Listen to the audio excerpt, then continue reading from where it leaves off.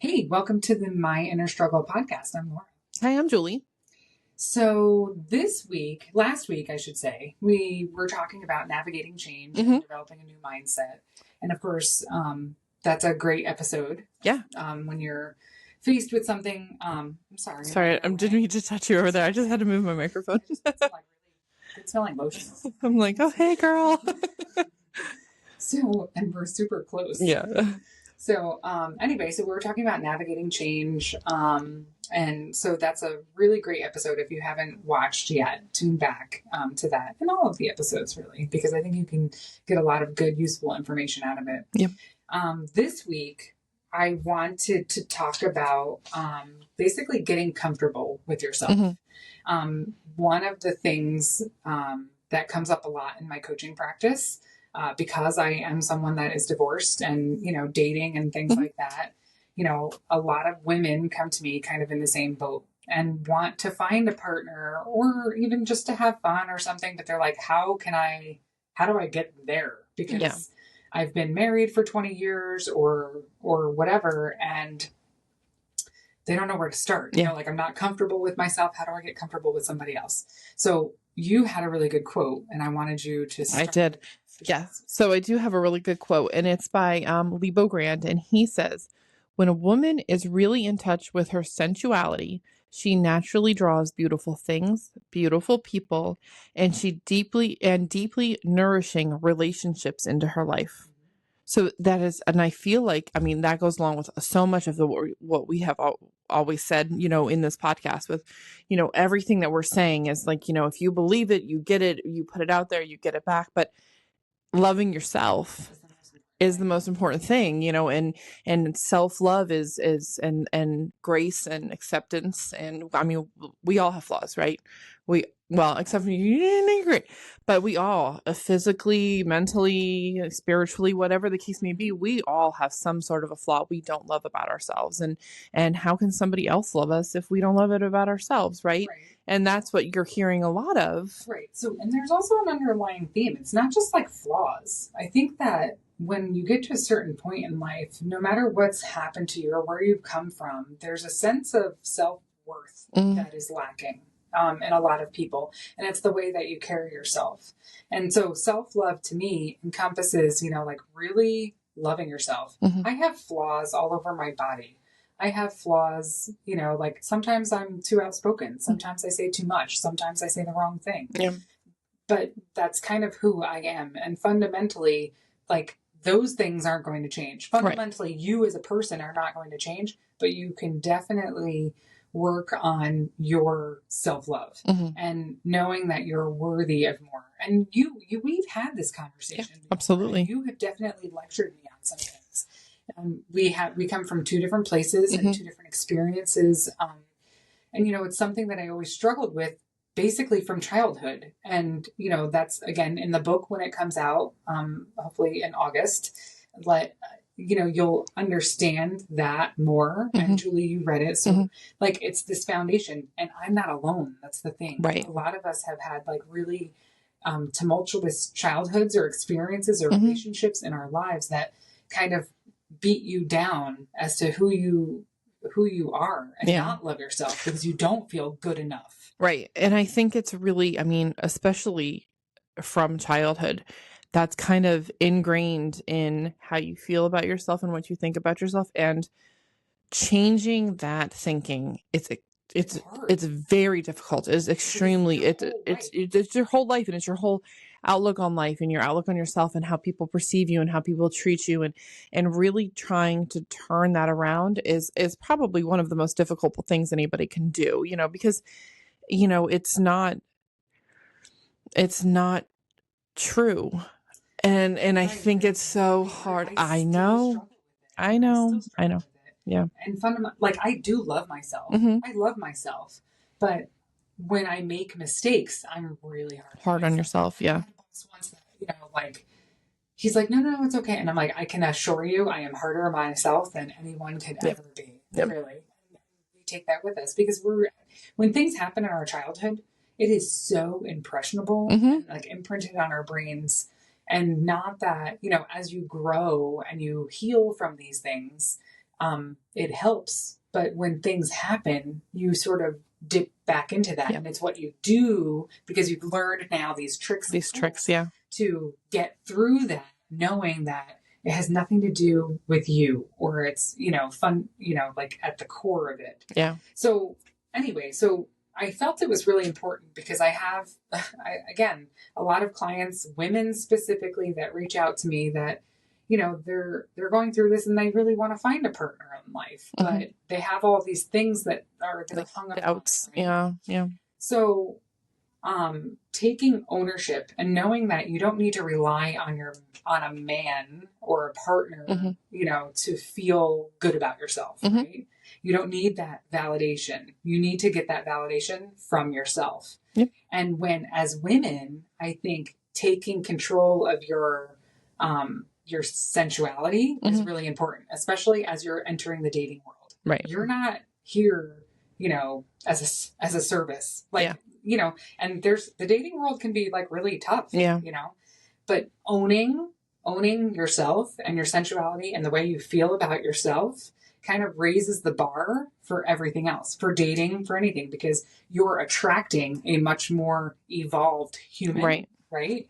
Because, quite frankly, and it happens to men too, I'm sure, that are, women are, looking for, not genuine things. Yeah. It could be anything, right? Yeah. So one of my clients recently was like, I've been married for like 27 years or whatever. I know, we do this as women. I know I'm no prize, but, whatever. Stop right there. Stop thinking that, because you are a prize. And as soon as you start owning that, you have stuff to contribute. You have things to, give people. Right. And contribute. Yeah. So that was like one of my things before I got divorced. I remember saying to Ben, I'm like, I don't feel like I have anything to offer anyone. I didn't feel like I had anything to offer in a conversation. And he was like a deer in headlights. He didn't know what to say. But I spent all these years working through it. Right. And so that's the point. So one of the things, and it was while I was still married that I started this practice, is, getting comfortable with your body. Because as women, we beat ourselves up about our bodies. Men probably do to a certain point, but then they kind of just let it go. Do you ever notice how often men will share their weight all the time? It's like, I was 225 and now I'm like 180, and I'm like, good grief! Why? I would never be like that. Right? Why are we so ashamed? Yeah. Of course, this is not when I reveal that, but I'm like, you didn't tell me that was I had to do that today. I'm not doing it. Because so, but the thing is that we are beautiful, and you have to remember that you are what makes you you. Who cares if you have a saggy stomach?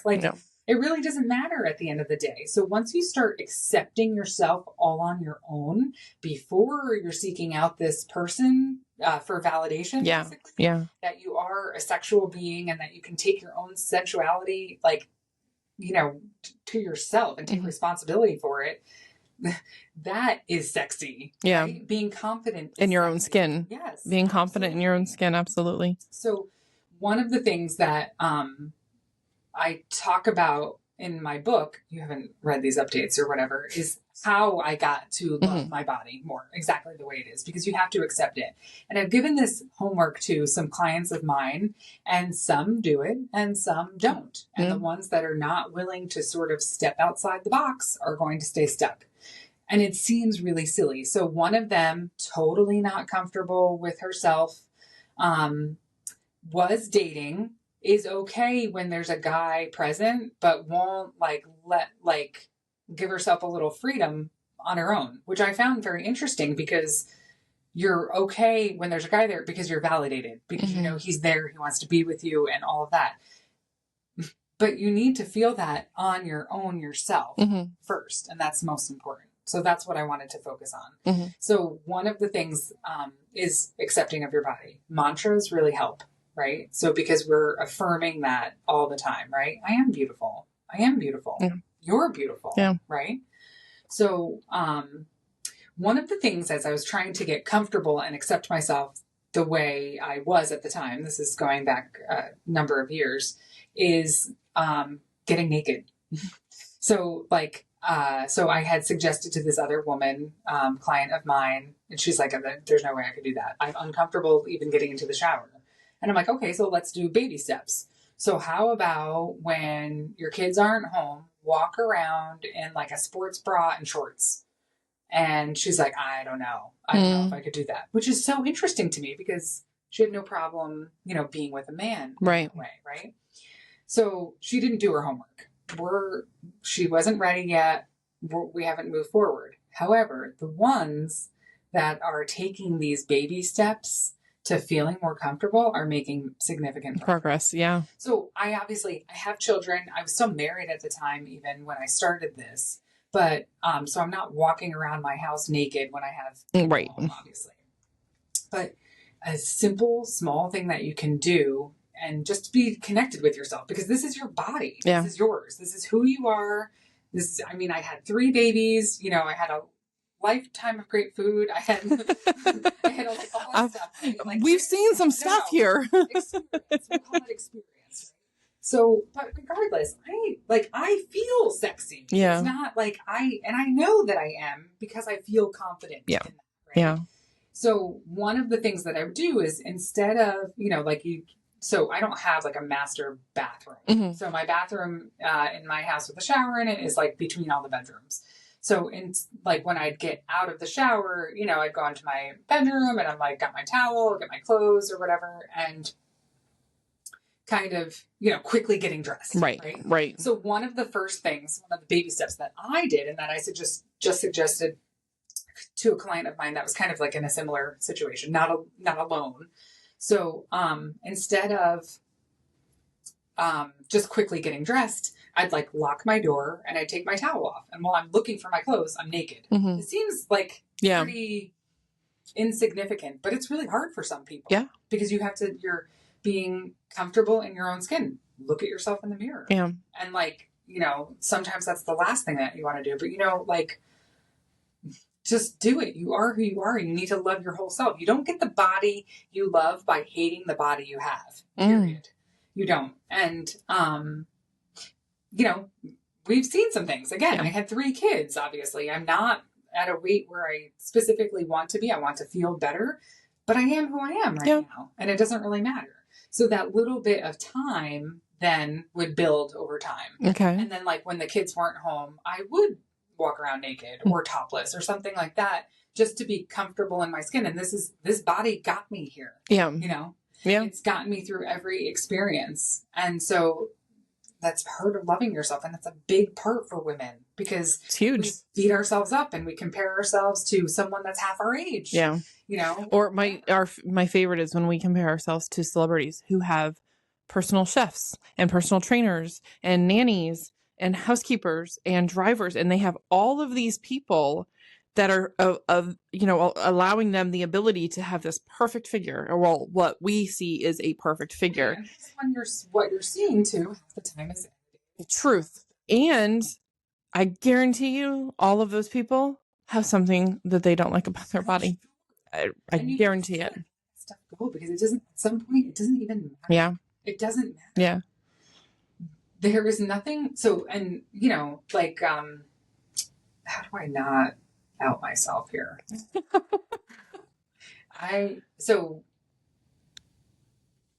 A guy friend of mine will say, we don't care. If you own it in the bedroom, that's fucking sexy. Yeah. We don't care. We're not looking it's just be yourself. And the more confident you can be in yourself, that sort of, what word am I looking for? It's like the aura that's around you. Yeah. Right? Yeah. So take back control of your sensuality. You're in control. No one else. Yeah. Right. And I can assure you, you will have a better experience once you are just more confident in yourself. And then in turn, your partner will have a better experience. And you'll have this beautiful experience together because everybody feels good. There's nothing worse than going to do something and then you feel you're I feel like I'm hanging out everywhere or whatever. But sorry. And I feel like that can translate into not even just intimacy, but like going out to dinner, going out dancing, going out hiking. If you are feeling better about yourself and you're feeling more confident in you, like you're not thinking like, oh, am I like kind of hanging over my shorts as I'm sitting to dinner, or like what do I look from like behind while he's behind me hiking? There's something else too that I've kind of noticed about myself recently, like within the last couple of years. So before I started dating my ex-boyfriend, I was always kind of trying to like I don't want to say cover up, because cover up isn't the right word, but we're all using like Spanx and like all sorts of things, right? To like make ourselves smaller. Yeah, like the shapewear, yeah. When I started dating him, I was like, I'm tired of that. Yeah. And he actually said something to me and he's like, no, you should not wear that. You should be comfortable, And so I finally was like, fuck it. I'm not doing that anymore. I'm going to be comfortable. I want to breathe while I'm eating dinner. Yeah. And for a good 15 years, it was always like, yeah, you need to smooth this out, smooth that out. But when you buy clothes that are comfortable on you rather than too tight, because that was a thing for me. Yeah. My mother was always on me like about that. And so I would buy things that didn't necessarily fit. I'm squeezing into it and then you're miserable the whole fucking time. Right. And that's the same with like the moms that don't want to wear shorts all summer because they don't like their legs. Who cares? I'm tired of. So it was probably like 4 years ago that I started wearing shorts because I'm like, I'm hot. I don't want to wear pants anymore. Or layers, because you want to cover up. Right. Mm-hmm. And when I started dating him, he would come over to my house and I'd have all these different like layers on. And I'm like, what if he realizes I'm fat? I had that thought. This is somebody that I saw every single day. And I know that he cared about me for me. Not, and he was attracted to me, obviously, and all of that. But like this was like this weird realization that I had. And that's like when I was like, what am I doing? Yeah. This is silly. And it was very freeing. And that was a couple of years ago that I'm like, I'm not wearing that shit anymore. Yeah. So I threw it all out. Like, good. I'm not, and maybe that's too much for you, but like, I don't know. I feel better when I'm not like constricted. You know what I mean? And like, that was something. Well, you're more free. You're more yourself. Right. Yeah. Right. So, and back to the confidence, like, note, like when you feel confident in yourself and especially the way you dress, right? Mm-hmm. And so, because that's our billboard. That's how. And the one thing is you should be dressing to impress yourself and nobody else. Right. And nobody else. Like, everything that you're doing should be for you. For you. Like, right? So like look, the Brazilian wax, right? Yeah. That is for me. Yeah. That is for no one else but me.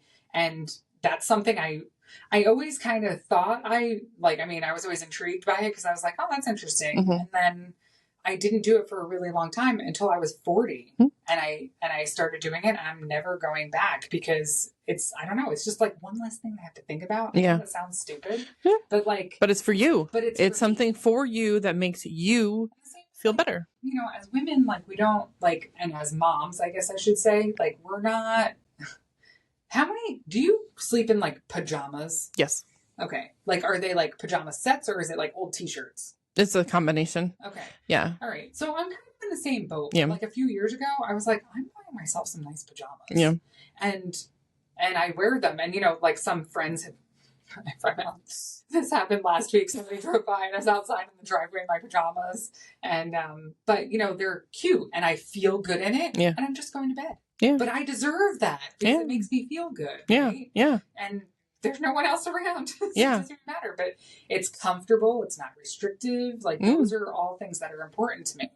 And that all of those things, like when you're dressing for the day, whether you have meetings or you work from home or whatever, do it to make yourself feel good. Because the confidence comes from all of these sources, right? The voices, in our head that we're talking to ourselves all day, make those positive. Make sure that you're wearing something that you feel good in. Yeah. It doesn't matter if it's sweats or jeans or a dress. If you feel good in it, that's what matters. Yeah.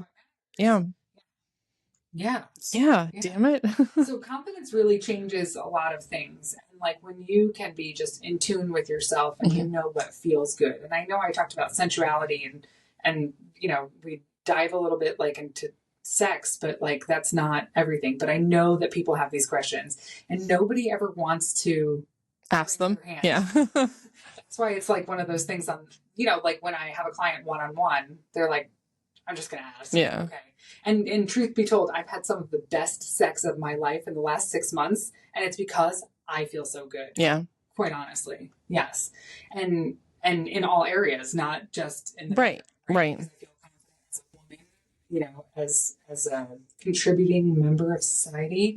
And I feel fucking great. And when you feel great, that again, you're getting back what you're putting out. Yeah, you're literally, whatever you're putting out there, you're getting it back. That's right. I'm telling you. That's right. It's all about it. Yeah. I like it.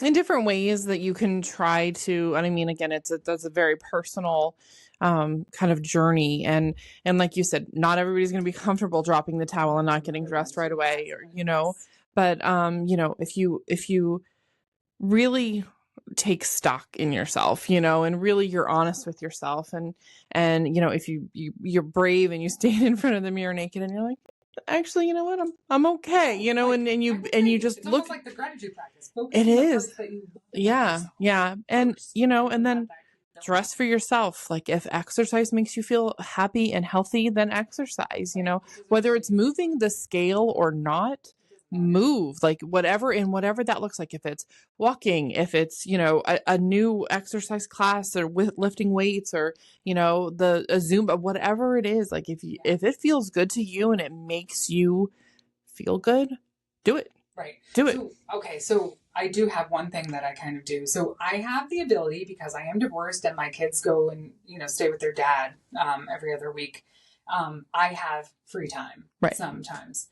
And so I love music. I love live music. I love dancing. I love music. And we're not talking about like at the club, because I grew up in Sussex County. We didn't have that. At the club. I'm not thinking about club music. Yeah. So one of the things that I always did, like when the kids, like when Ben was away or if he was coming home from work or whatever, is we would dance in the kitchen. Yeah.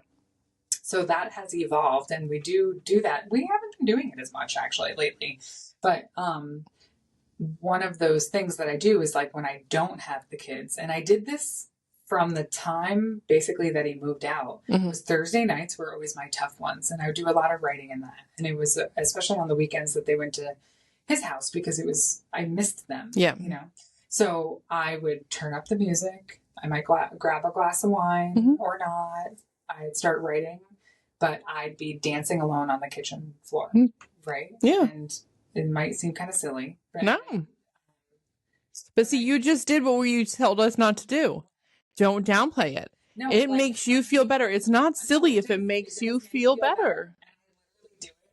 Probably every day. Yeah. If I'm sitting at my kitchen table, which is where I kind of do a lot of my home base work from, and I'm having like a hard day staying focused or getting motivated or something like that, I close the laptop, I turn up the music, and I start dancing. Yeah. And kind of reminds me, were you a Grey's Anatomy fan? Claire watched it. I never watched it, but yeah.